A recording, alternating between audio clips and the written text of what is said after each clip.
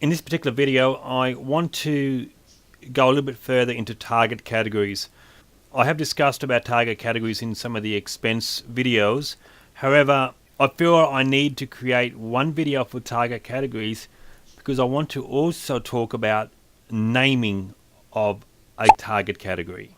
As you know from previous videos, in expenses you can create expense categories. Now, we can do that easily by just clicking the, wherever it is, a new expense category. So we can click this icon here. This takes us to creating a new expense category screen. Now over the right here, we have target categories. Now I previously discussed what a target category was for. I don't want to go back through that, but what I want to look at is naming a target category. As mentioned in the previous video, target categories allow you to group two or more expense categories together to form a combined total. So as we have a look here, we have tile wall and tile floor. These are two particular expense categories that this individual has created, but he's given them the same target category number of number 20. So when he prints out a report and he obtains a target categories report, target categories, he can see that these two items are against number 20. And as we have a look up here, we've got some vehicle ones against number 1. So these are two different groups. So when he obtains a totals report, if I click here, it obtains a totals report. You see here that totals of items in category 1, this is the total, 2,000 something. So it's totaled this up. Totals of the wall and floor, it's combined it here for 127. Now that's great, but it goes one step further. You can go one step further and name the category. Now, I'll explain that, and that's really simple. I'll just jump back into expenses. Now, let's create a target category name.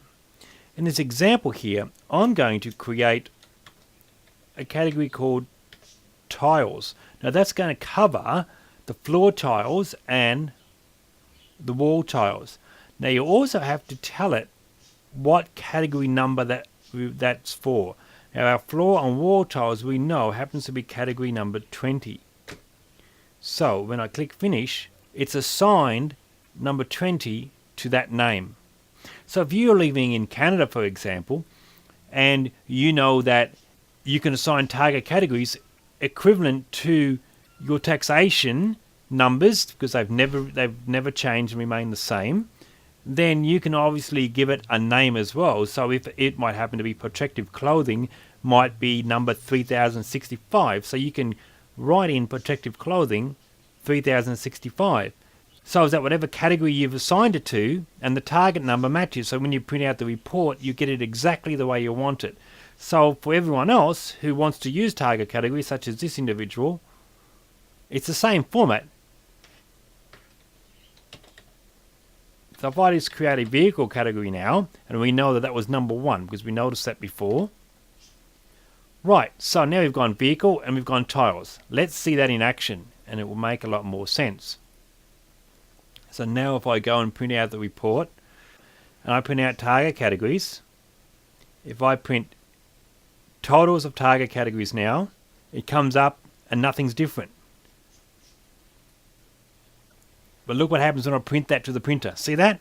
The moment I printed it to the printer, it went away and collected that added information for us. So it told us the name of the category and the numbers.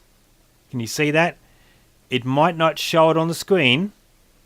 It still lists the category as this, but that's unimportant. What we want to do, and it tells us down here, I think.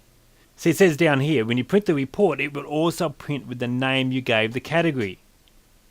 And it goes on to say that this will only occur if you previously created a name for each category. So here, this is the non-screen report, which just tells you what the totals of these three together are. But when you print it, it provides that. And now that's a nice little feature because that makes more sense, doesn't it? So when you print the report, it gives you the actual name and the number, and that makes a lot more sense.